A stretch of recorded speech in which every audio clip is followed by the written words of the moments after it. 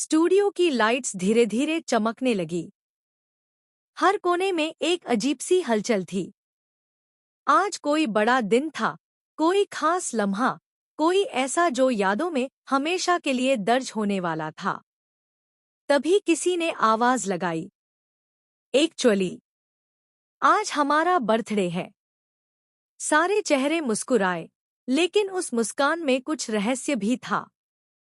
हवा में मिठास थी, पर उसके नीचे छुपा था कोई अनकहा दर्द।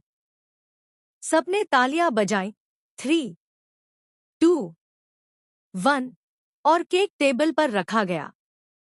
सबने एक साथ कहा, हर हर महादेव। जैसे किसी पुराने रिश्ते की यादें दोबारा जिंदा हो गई हों। अरे क्या कर रहे हो भाई, डिश बना रहे हो क्या? किसी ने हंसते हुए कहा। संजय सर को बुलाया गया। सर, आप ही काटिए केक। आपकी वजह से ही ये परिवार एक है।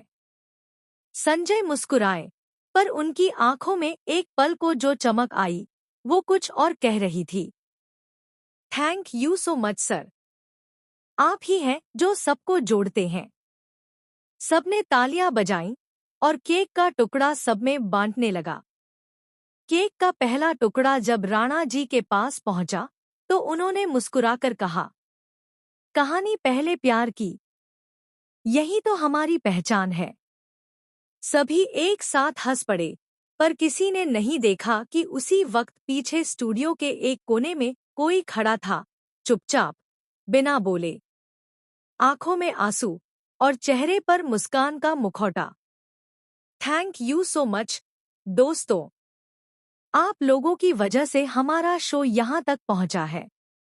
नाला सुपारा से लेकर चर्च गेट तक, हर जगह बस आपका प्यार है। तालियां गूंज उठीं, कैमरे फ्लैश करने लगे। पर तभी लाइट्स थोड़ी झपकने लगी। किसी ने कहा, अरे लाइट क्यों जा रही है? दूसरे ने हंसते हुए कहा, शायद कोई और भी केक काटना चाहता है। सब मुस्कुराए, पर राणा जी का चेहरा फीका पड़ गया। कोई है वहां? उन्होंने धीरे से कहा। कोई जवाब नहीं मिला। फिर अचानक एक ठंडी हवा कमरे में आई। केक की मोमबत्ती अपने आप बुझ गई। सब हैरान रह गए। अरे, ये क्या हुआ? कैंडल फिर से जलाओ। किसी ने कहा, माचिस दो, लाइटर लाओ। पर किसी के पास कुछ नहीं था।